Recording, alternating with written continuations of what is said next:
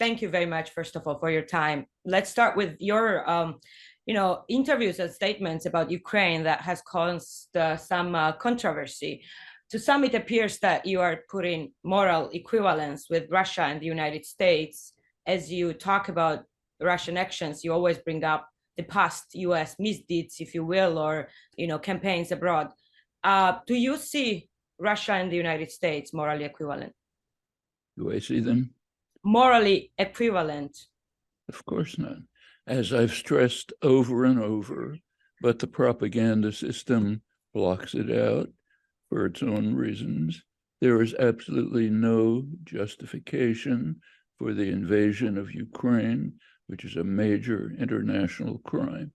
I know the propaganda system doesn't want to hear that, so no matter how loudly I say it in capital letters, it's going to be wiped out. However, at the same time, you have pointed to the fact that NATO enlargement may have provoked Russia. Well, that's my view. That's the view of almost the highest level of the U.S. diplomatic corps, almost all political analysts. I don't think that is true. I think very much the opposite. It is true. You can read unprovoked war. You can read William Burns, current CIA director, former ambassador, expert on Russia, wrote that every Russian he ever met, right or wherever they stood on Putin, agreed that bringing Ukraine into NATO would be absolutely intolerable.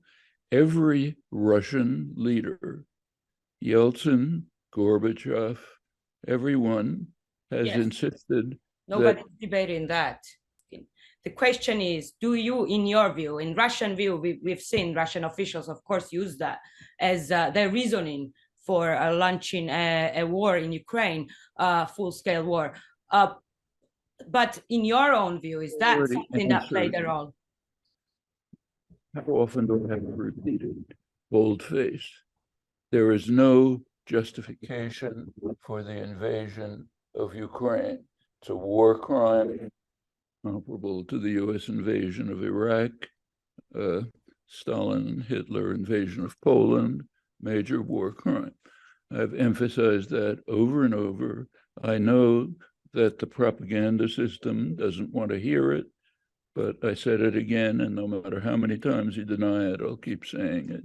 You are one of the most cited authors, Professor. You are one of the most cited authors these days. I think you get an access to the media and also to the academia, let's say. When it comes to NATO enlargement, you brought up example, and if you want to repeat that for the audience, that's all right, of Mexico and the United States. Many would say that that's a false equivalence. Russia has, over 30 years, invaded Georgia twice, invaded Ukraine twice, has destroyed Chechnya to the ground. Do you understand that states like Georgia and Ukraine are seeking NATO membership to guarantee their own security, or do you not see that as such? Excuse me. You're right that the Mexico analogy is not correct because it's not strong enough. The United States was not invaded and virtually destroyed several times in the last century by invasions through Mexico. So it's not a fair analogy. When anything remotely comparable happens in the Western Hemisphere, marginally, the US moves in force. So yes, the analogy is not correct. Now let's talk about... You mean the Nazi invasion of Soviet Union, which was... You mean the Nazi invasion of Soviet Union? What do you mean when you say, you mean the Ukraine being used as a getaway to Russia by, let's say, in 20th century, that was by Nazi Germany? By Germany, which is now a member of NATO, which is the most aggressive, violent military alliance in the world. Russia, you wouldn't let me finish, but let me finish the sentence, may I? Of course. Every Russian leader, Yeltsin, Gorbachev, all of them have strongly protested the expansion of NATO up to the Russian border, all of them have said, including high U.S. officials, that Georgia and Ukraine are red lines. Okay, they've all warned against the reckless, provocative actions of the U.S. government in expanding NATO in violation of firm, unambiguous promises to Gorbachev. Yes, those are debatable. That's debatable. But same time, Russia invaded Georgia in 1992 when there was no threat of NATO enlargement. Okay, I'm sorry.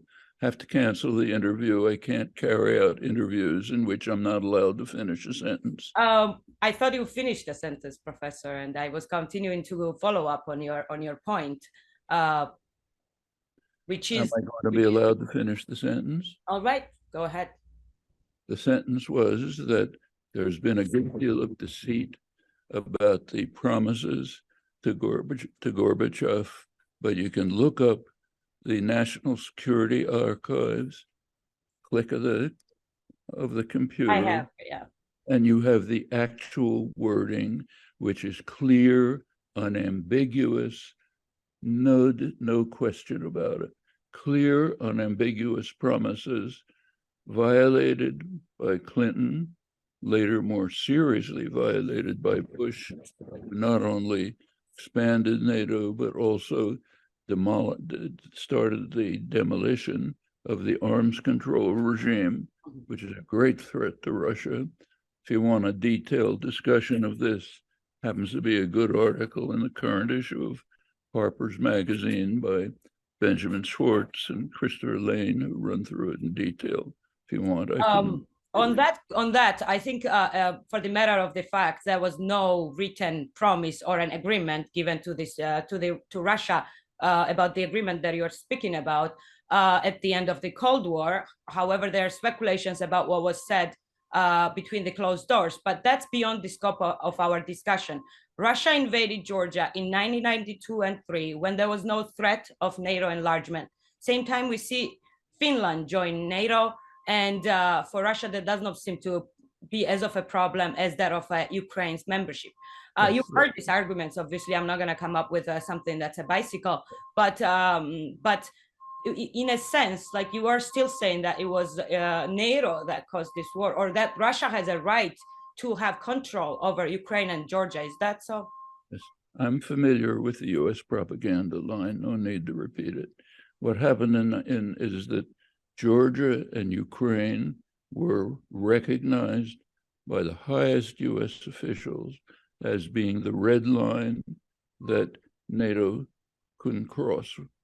Russia objected strenuously to the expansion of NATO, but up to its border, to the demolition of the arms control regime, but not Georgia and Ukraine. Now, what happened in Georgia in 1992 is that Georgia attacked the Abkhazia and Georgia attacked Abkhazia, yes, and South Ossetia pretty violently.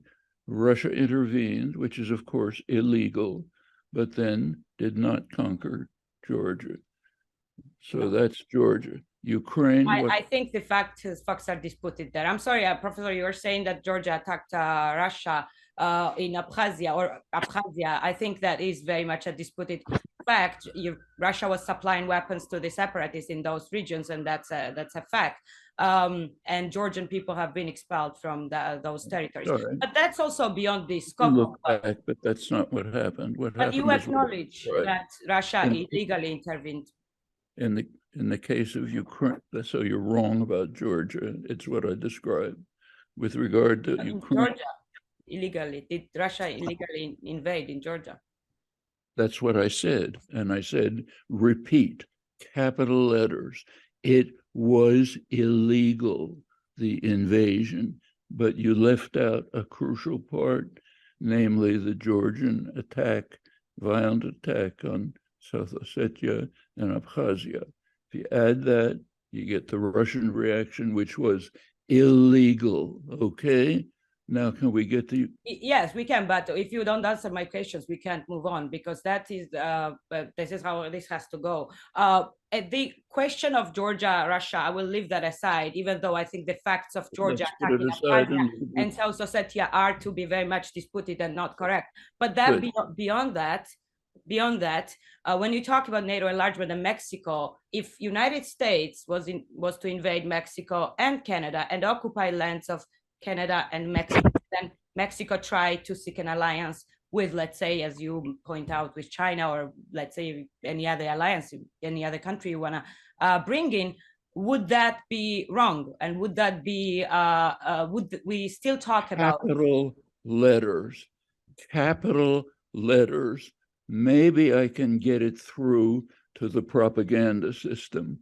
The invasion of Ukraine was a major war crime comparable to the U.S. invasion of Iraq and other gross violations of international law. So yes, if the United States were to invade Mexico and Canada, which nobody's ever discussed, me either, it would also be a crime. What I discussed was something different. I said, if Mexico were to join a hostile U.S., China-run military. Okay, you're not going to let me finish. So yes, I'm going to let you finish. It's good for audience because they need to know what we're talking about. Sorry? No, I said, yeah, continue, because, yeah. If Mexico were to join a China-run military alliance with a long record of aggressive and violence and aimed military weapons at the United States, carried out joint military operations with the United States, Mexico would be finished. In fact, we have evidence about that. We don't have to speculate. Take a look at what happened in Cuba, where there was no military threat whatsoever, as McNamara and Kennedy conceded, but yet the United States was willing to carry out wholly illegal operations, as the State Department recognized, and practically blow up the world to prevent it. So we know the United States. May I?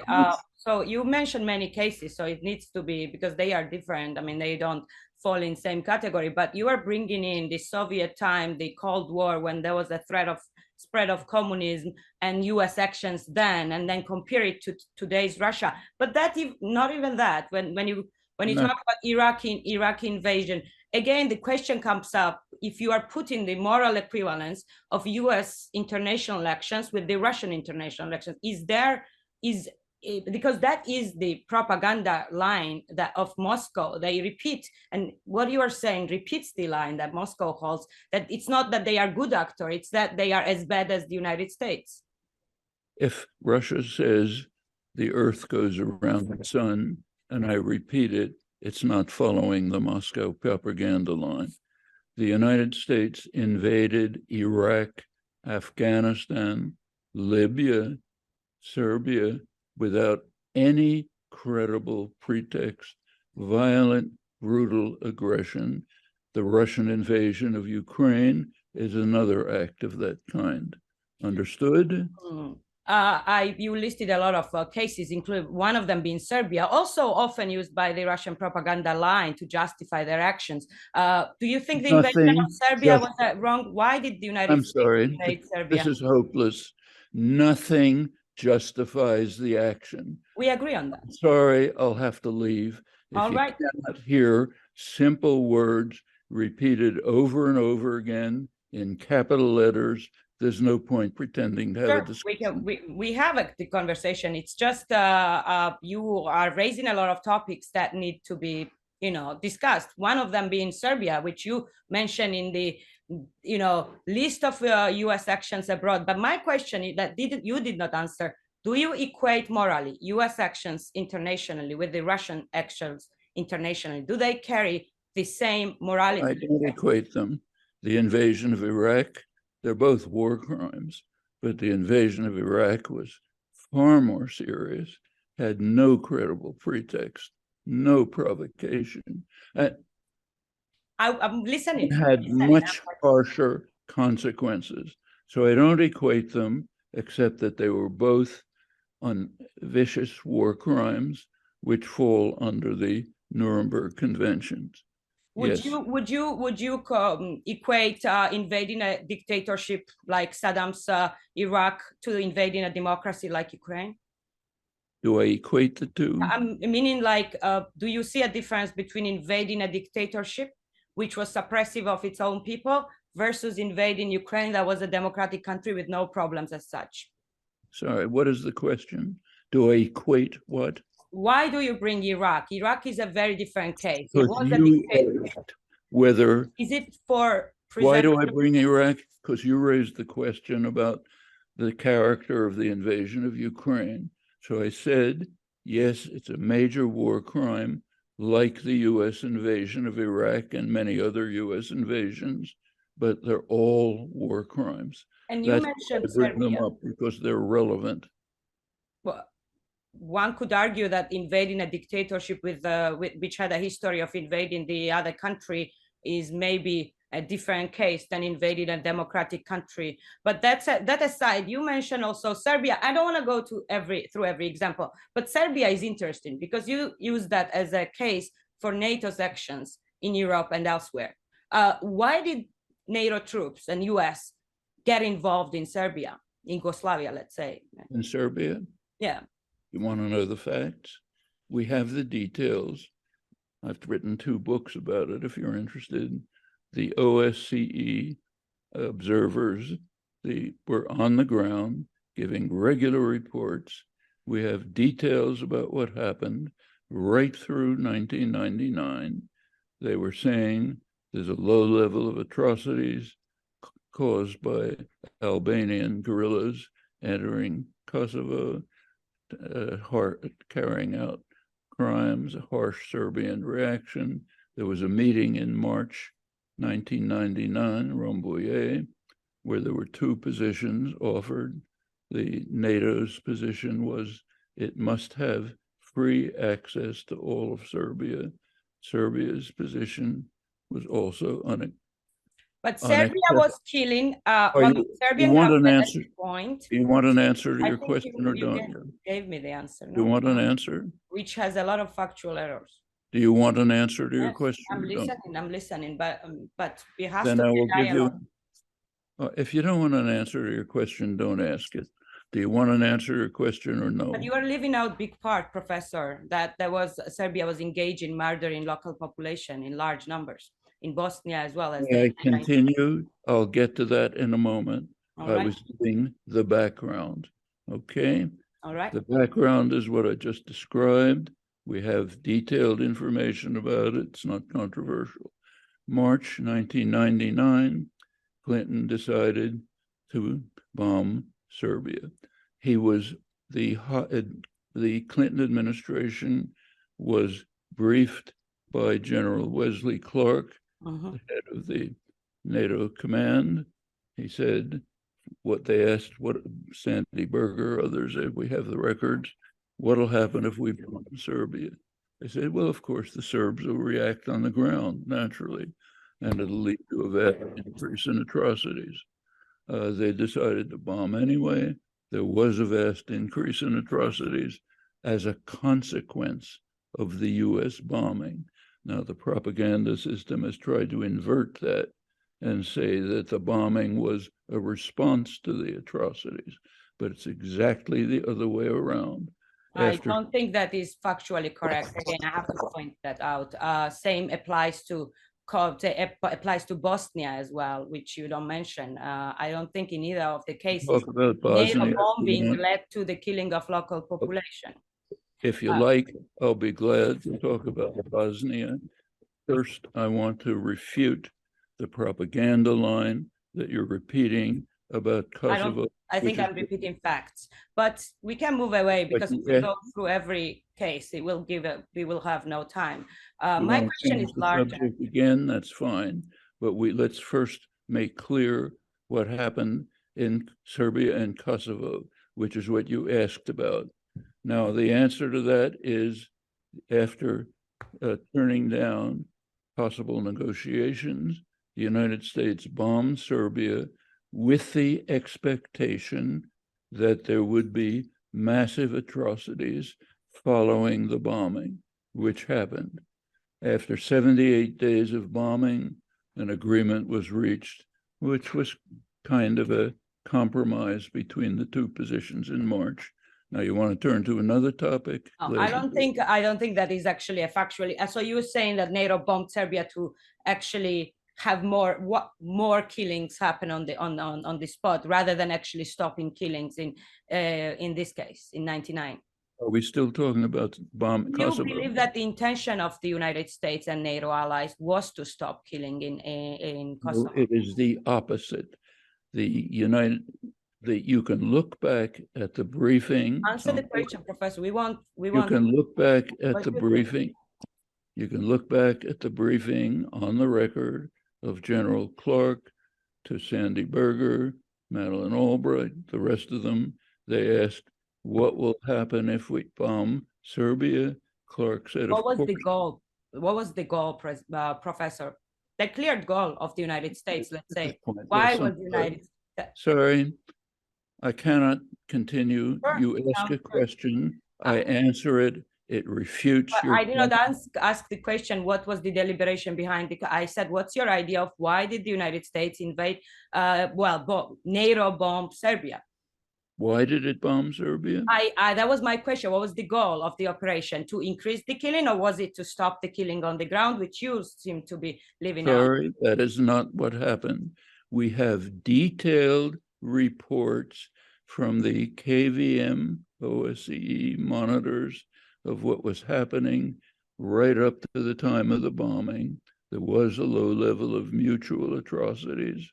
The United States decided to bomb with the understanding that it would radically increase atrocities on the ground, as it did.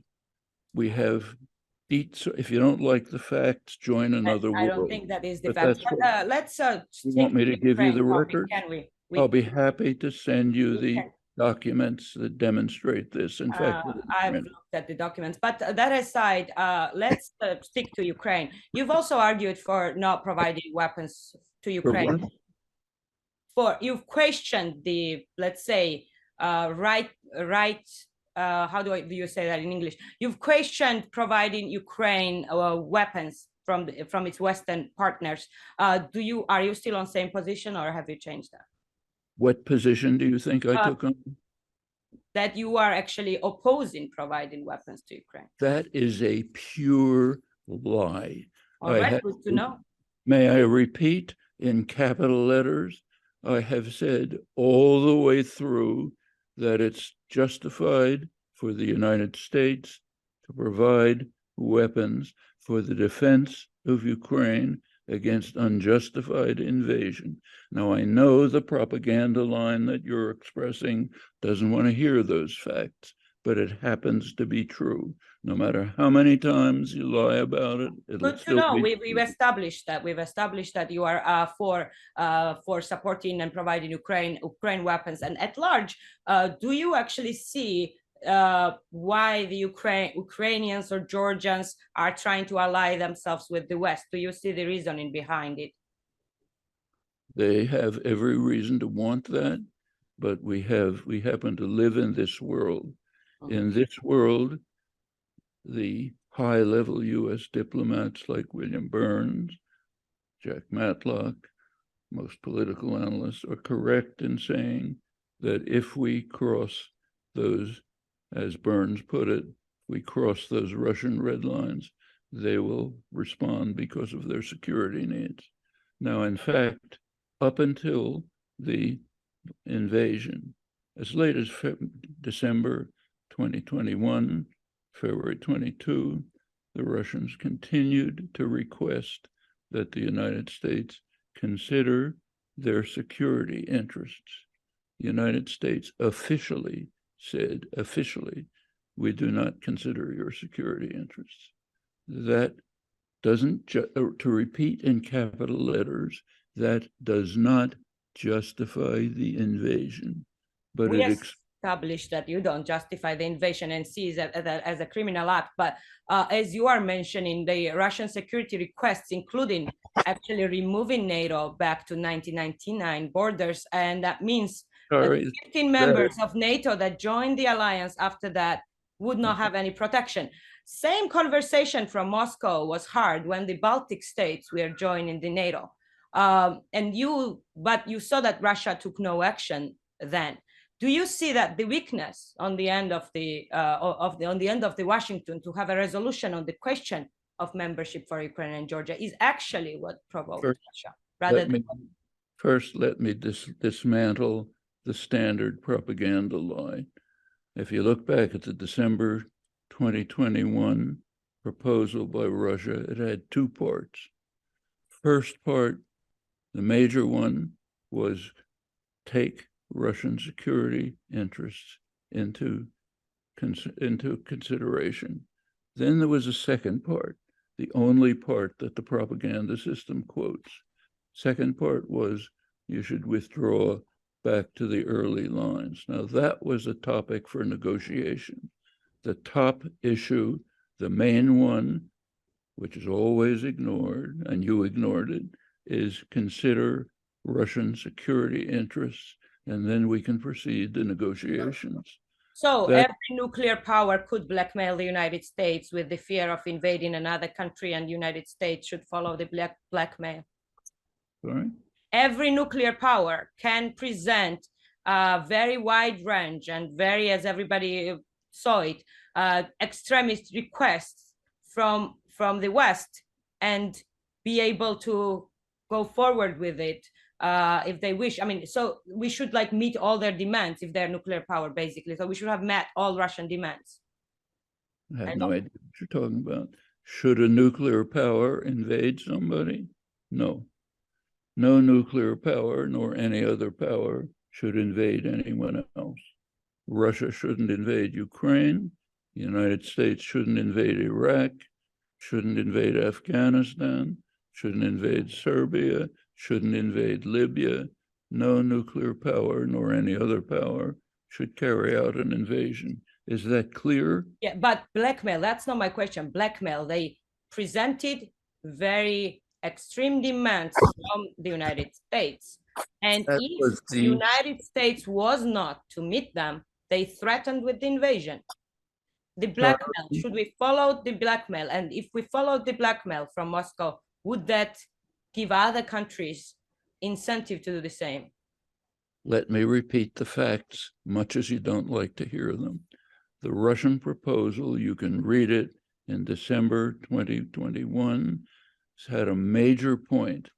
It said, consider our security concerns. There was then a second point, the only one the United States talks about.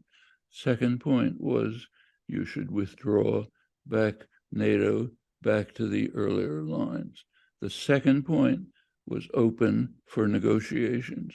The first point was the crucial one. Please consider our security concerns. The United States' response to that from the State Department was, we do not consider your security concerns.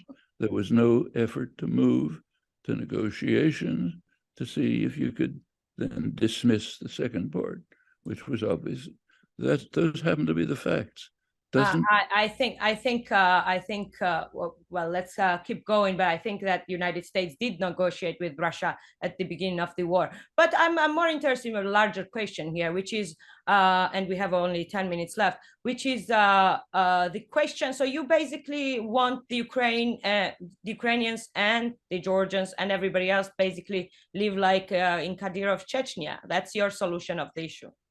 So if Russia takes over Ukraine and Georgia or claims that it's sphere of influence, you're fine with people in Ukraine and Georgia living same life as they live in Kadyrov, Chechnya. You want me to talk about Chechnya? Is that the next topic? No, that's the question. Did you understand the question? What about the agency of Ukraine and Georgia to wanting to join the alliance? Yes, NATO, Ukraine and Georgia certainly want to join the NATO alliance. And the West, including highest level diplomats, have recognized and understood that to offer Ukrainian entrance or Georgian entrance into NATO would lead to a third world war. Now, that's not my position. That's the position of your government. The highest officials have said that all the way through. If you disagree with them, talk to them. I'm just repeating it.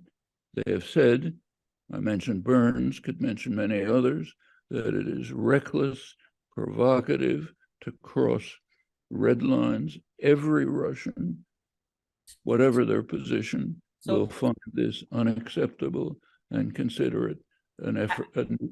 I think Russian opposition would disagree with you, but that aside, the way you talk about the issue, it's a bit of a whataboutism. What about that? What about this? But how do you actually see this, the outcome of this war right now? And if Russia was to win in this war, do you see that we will be, well, that would create a more insecure world?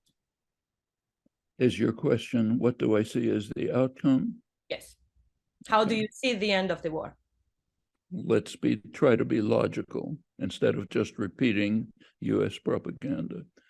If we try to look at it logically, there are two options. Either there will be a negotiated settlement or there won't. Do you agree with that? I think it's beyond the scope of this discussion what I agree and not. Do you agree with that? I understand what you're saying, yes. Do you agree with that? I can't express my opinion. It's not interesting to the audience. There will either be a negotiated settlement or there won't. Do you agree with that?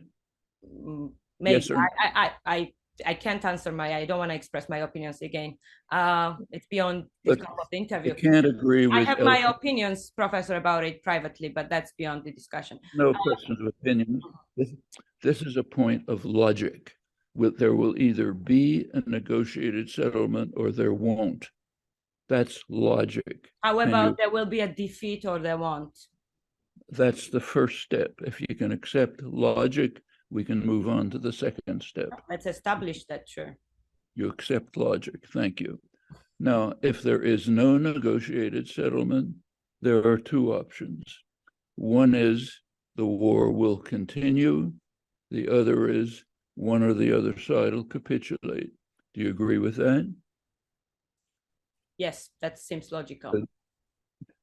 Now, if we ask, will one or the other side capitulate? Chances of Russia capitulating are very slight for a very simple reason.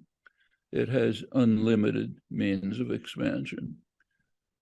We can take a ghastly gamble with the lives of Ukrainians and say, maybe if Putin is facing defeat, he will quietly pack up his bags, slink away to a disastrous future, and he won't use the weapons that we all know he has to escalate the conflict.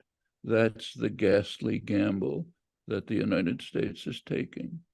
The other possibility is that Ukraine will be destroyed. Third possibility is stalemate, which will be devastating for Ukraine. Those are the possible options. How about actually guaranteeing rest of Ukraine security if the conflict drags on? That is not on your list? What? Rest of Ukraine outside the fighting battlefield, let's say, over the years, if, as you said, this will be a stalemate, that we provide, actually, we, meaning the United States and the NATO, provides the Ukrainian security guarantees. Do you see that as one potential outcome? That's what I said. One of the options is a continuing war, which will severely harm both sides and practically destroy Ukraine. If that's what you want, say so. Mm-hmm. I think it's up to the Ukrainians know what they're fighting for. That aside, I want to move to the nuclear part, because you keep to point to the nuclear weapons. It seems like the blackmail, in a way, nuclear blackmail is working here, to lead some of the analysts in the United States and elsewhere to say that we should consider Russian demands for territory, for declare demands, denazification, etc., just because Russia has nuclear weapons. If that happens, if Ukraine is to capitulate, let's say, because of the nuclear threats, what kind of world does that create? Sorry, I went in a circle, but I think you got the idea. Has anybody talked about Ukrainian capitulation? You're the only one who talks about it. You mentioned the nuclear threats and the nuclear threat of Russia using nuclear weapons. Indirectly, you pointed to that. Does that anyhow lead us to change our policy or no? Let's return to this world. Russia has nuclear weapons. The gamble that the United States is taking is that if Putin faces defeat, he will not he will slink away quietly and say, fine, I'm defeated.